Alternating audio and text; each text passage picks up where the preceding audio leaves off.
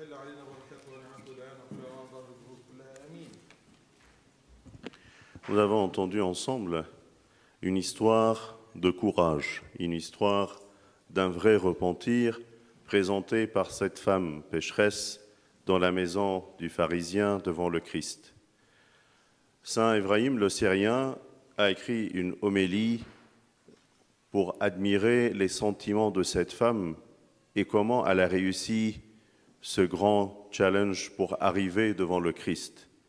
Sa vie, comment elle était avant, comment elle a vécu pendant plusieurs années dans le péché, avec le même parfum, les mêmes outils qu'elle a présentés devant le Christ, qu'elle a versé d'ailleurs sur ses pieds pour annoncer son vrai repentir et sa volonté de changer d'intelligence, de changer de comportement. Et il dit comment, sur son chemin, pour aller chercher ce parfum, quand elle est allée chez le vendeur de parfums, il l'a trouvée différente, habillée différemment. D'habitude, quand elle venait chercher ce parfum chez ce vendeur, elle venait avec des habits plus ouvertes, plus visibles, qui montrent son corps pour donner plus de convoitise et de tentation aux autres. Mais dans cet état, aujourd'hui, elle est venue habillée, couverte, avec une habit différente que d'habitude. Elle est venue avec beaucoup d'argent. Elle les a donnés à ce vendeur pour acheter ce parfum très cher. Il lui a dit, mais comment tu investis autant d'argent dans ce parfum? Tu dois avoir un client très cher qui va te donner encore plus d'argent contre ce que tu es en train d'investir, parce que c'est ton commerce, c'est ton fonds de commerce que tu me donnes aujourd'hui. Tu me donnes encore plus que d'habitude. Qu'est-ce qui t'arrive aujourd'hui? Il lui a dit, aujourd'hui, c'est mon jour de naissance. Aujourd'hui, je vais changer complètement. Mais il n'a rien compris. Sur son chemin vers la maison du pharisien, elle n'a pas pensé qu'est-ce qui va m'arriver une fois que je vais me présenter dans sa maison. Est-ce qu'il va me lapider? Est-ce qu'il va m'exposer? Est-ce qu'il va me faire perdre la face devant tout le monde? Qu'est-ce que je vais perdre? Elle n'a pas pensé à tout cela, mais elle a pensé au pardon qu'elle va recevoir du Seigneur. Son souhait aujourd'hui, c'est de saisir le pardon que le Seigneur va lui offrir, et rien d'autre ne vaut dans ses yeux. Sur le chemin, le diable ne voulait pas la quitter. Il l'a arrêtée sous forme d'un jeune homme qui lui dit « Hé, jeune fille, pourquoi tu es assez habillée aujourd'hui, pas comme d'habitude? Pourquoi on ne voit pas ton corps? Pourquoi tu n'es pas assez attirante comme tous les jours? Pourquoi ton visage, il est différent? Mais tu es belle et tu as dans les mains un parfum très cher. Viens, j'ai un client pour toi. J'ai quelqu'un qui va te payer ce que tu as payé dans ce parfum-là. J'ai une personne qui pourra te rendre joyeuse et qui peut te payer d'autant plus que tu as investi dans ce parfum.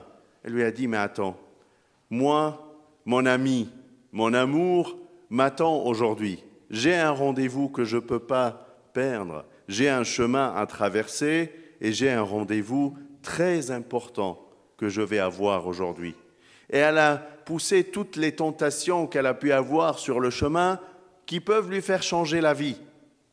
Combien de fois on avait pensé au repentir, à la confession, et sur le chemin, plein de choses nous font perdre ce bon chemin vers le Seigneur.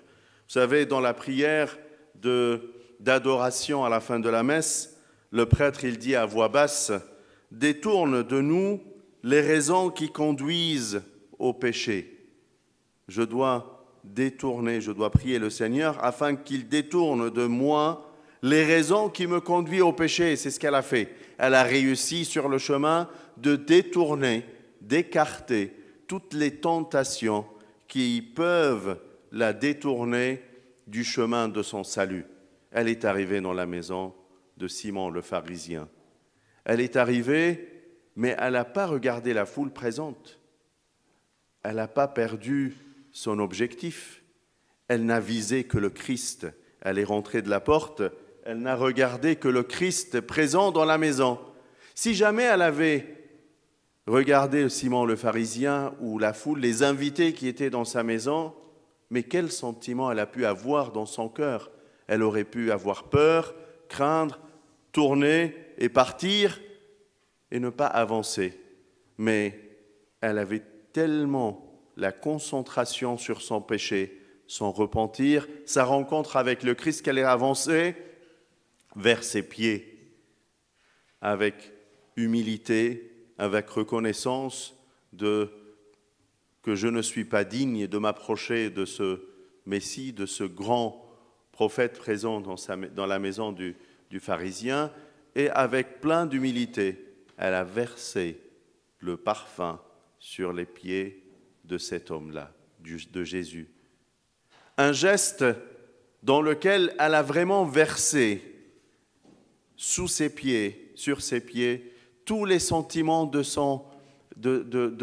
la recherche d'amour qu'elle avait et qu'elle n'a jamais trouvé. Elle a versé l'outil de son péché, le parfum qu'elle utilisait pour séduire.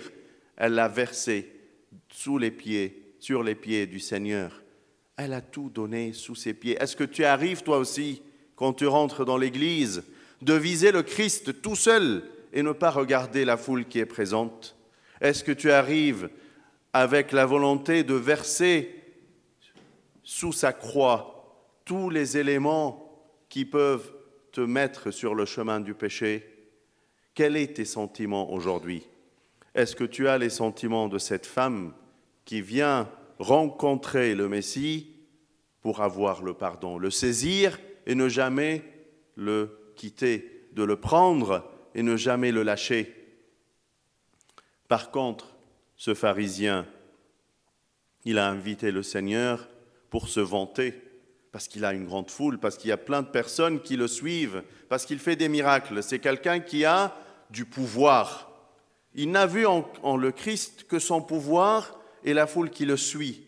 Combien de fois tu invites des gens dans ta maison pour te vanter et non pas pour profiter de la bénédiction que ta maison et toi-même tu vas avoir? Pourquoi tu cherches à avoir des gens dans ta maison? C'est quoi ton objectif? Se vanter, présenter ta richesse, présenter tout ce que tu as pu avoir dans ta vie, ou présenter plutôt ton repentir et ton envie du pardon que le Seigneur peut t'offrir? Et rien d'autre, personne d'autre ne peut t'offrir que le Christ pourra t'offrir. C'est quoi ton objectif? Pourquoi tu as cette envie de rencontrer le Seigneur? Pour profiter de ses miracles, de sa richesse, de la richesse mondaine, où tu vises le pardon de tes péchés et le royaume des cieux? C'est quoi ton objectif aujourd'hui? Quand il l'a reçu dans sa maison, il avait quand même des sentiments de jugement dans son cœur. Il n'a pas réussi à avoir le discernement que cette femme avait. Il y a une très grande différence entre le discernement et le jugement. Le jugement est un péché, mais le discernement, c'est un outil qui nous permet de reconnaître qui est le Christ et savoir qu'est-ce que je peux lui demander. Il l'a jugé dans son cœur, il a dit, mais si c'était un prophète, il aurait pu savoir qui est cette femme, dans quel état elle est, comment elle est pécheresse. Il n'aurait jamais accepté qu'elle le touche et qu'elle s'approche de lui. C'est complètement l'opposé du discernement qui connaît que le pardon n'est qu'auprès du Seigneur et qu'on a besoin de s'approcher de lui pour le toucher et se purifier de nos péchés. Il ne lui a pas offert de l'eau pour se laver les pieds, ni de l'huile pour mettre sur la tête, comme cette femme qui avait réussi, avec ses larmes et son parfum, de saisir le pardon. Qui n'a pas besoin de pardon? Aucun homme sur la terre ne peut pas avoir besoin de ce pardon que le Seigneur nous offre tous les jours, Qui saisit le sacrement du repentir et de la confession? Qui va le pratiquer avec volonté de changer d'intelligence? Quelle est ta volonté quand tu rencontres Abouna pour te confesser? C'est juste faire un geste régulier ou changer d'intelligence? C'est ça le vrai repentir. C'est de venir verser les outils, les éléments de péché sur les pieds du Seigneur pour sortir libre de cette lourdeur, de ce fardeau, de ce joug du péché et porter le joug du Seigneur qui est la liberté du péché et la soumission à sa volonté et sa loi qui nous protège tous les jours. Elle est venue pour l'embrasser, embrasser ses pieds.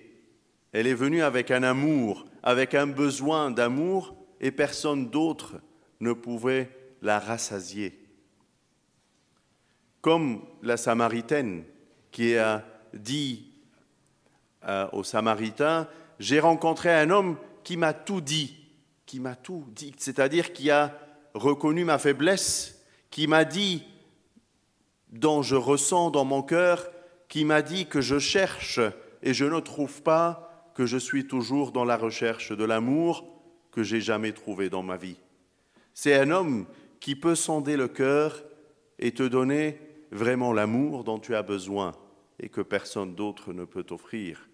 Et c'est pour cela que quand elle est à raconter aux Samaritains ce que le Seigneur lui a raconté, toute la ville est venue pour rencontrer le Christ. Et même quand ils l'ont rencontré, ils ont écouté ses paroles et ils lui ont dit « Nous sommes venus et on croit en toi, non pas pour les paroles que la Samaritaine nous a dit, mais parce qu'on a entendu tes paroles et on te reconnaît et on sait que tu es le Sauveur qui est venu nous donner le pardon dont on a besoin. » Mais plutôt ce pharisien, au lieu de saisir l'occasion de changer, il n'a fait qu'un jugement vis-à-vis du Seigneur. Il n'a pas profité de sa présence devant lui. Est-ce que tu profites de ta présence à l'Église?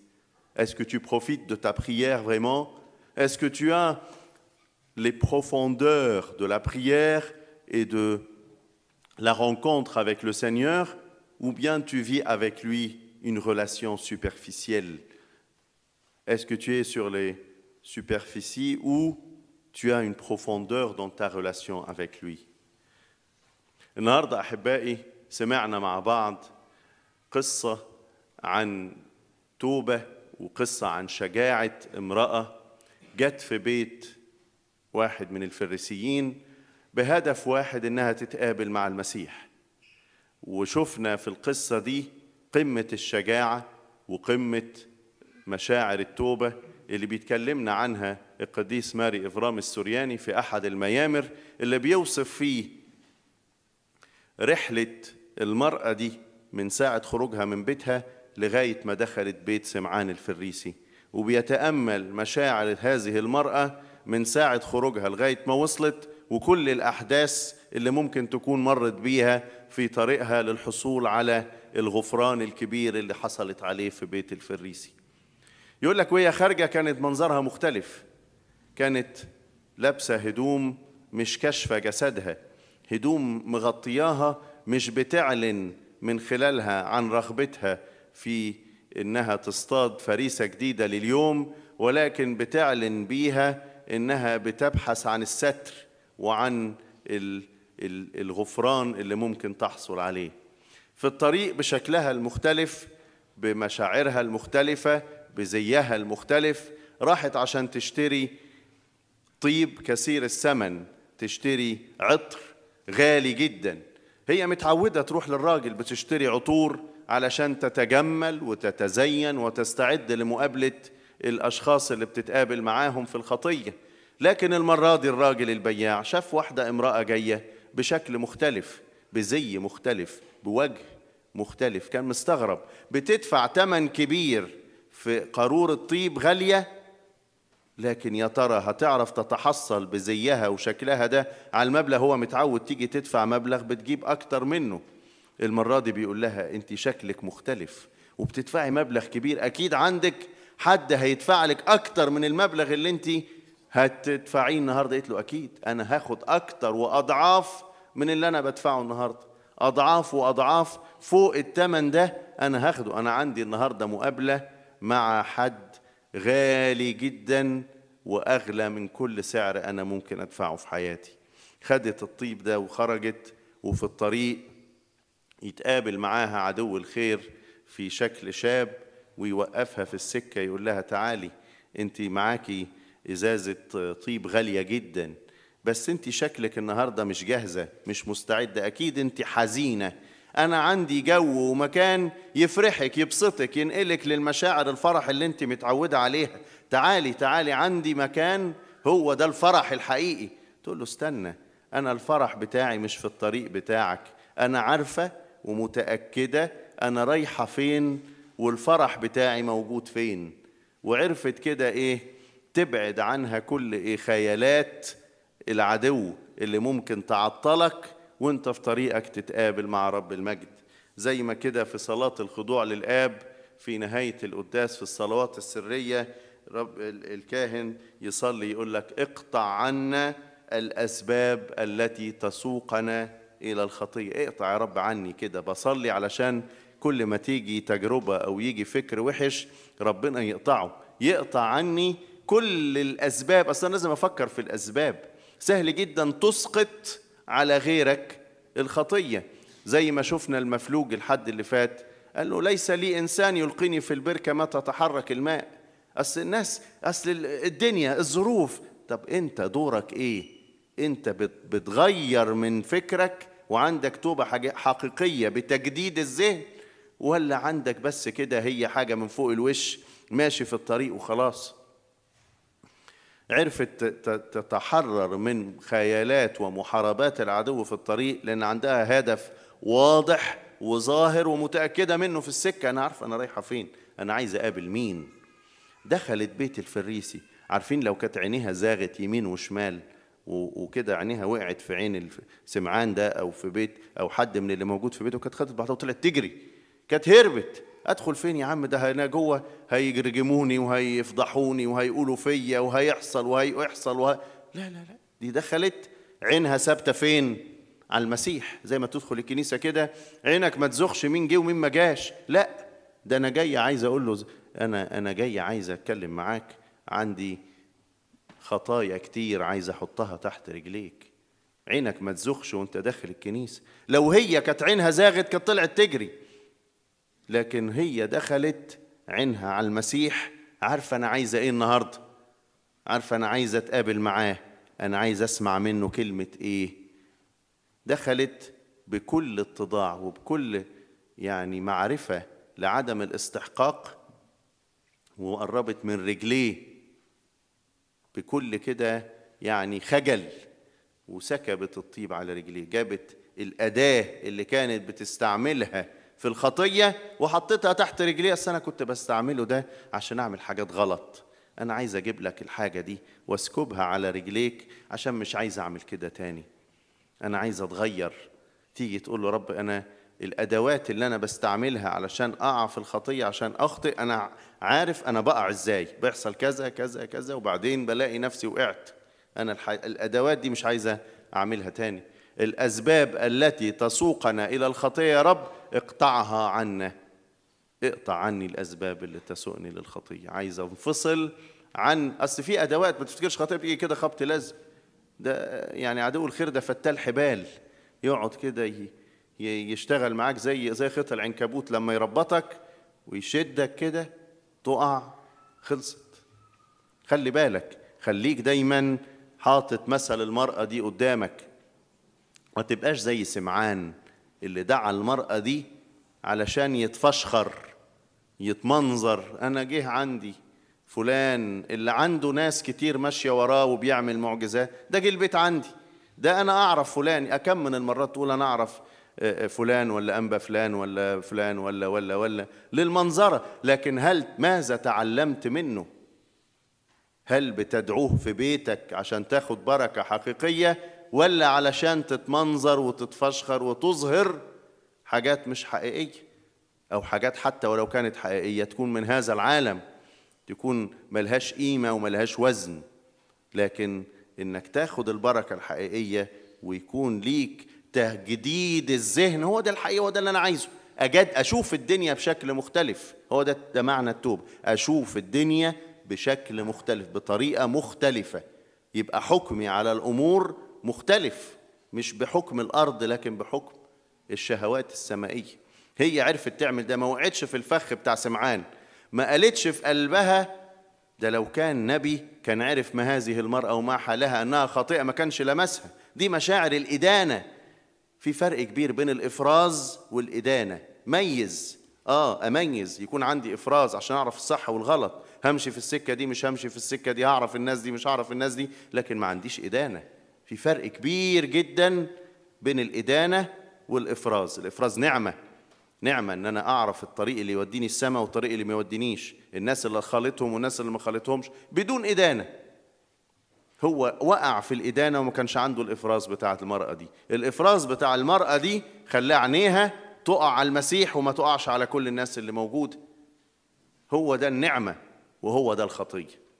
واضح جدا الفرق، وواضح فعلا النتيجة اللي حصل عليها الفريسي بأنه جاب لنفسه خطية، والمرأة اللي خدت غفران. زي المرأة السامرية، راحت قالت للسامريين إيه؟ إنسان قال لي كل ما فعلت. إيه قال لي كل ما يعني عرف مشاعري، عرف إن أنا إنسان ضعيف، عرف إن أنا إنسان خاطئ، جعان للحب، نفسي كده أقبل قدميه عشان أشبع من الحب. أكم من الإنسان، إنسان بطبعه إنسان يحب إن هو يتحب أكتر ما يعرف يحب إن هو يبقى محبوب. ودي كانت مشكلة المرأة السامرية، إنها ما كانتش محبوبة. ومشكلة المرأة دي إنها بتدور على الحب برضك ومش لاقياه. جت تقبل قدميه علشان تشبع، فالنفس الشبعانة تعرف تدوس العسل، لكن النفس الجعانة ليها كل مر حلو.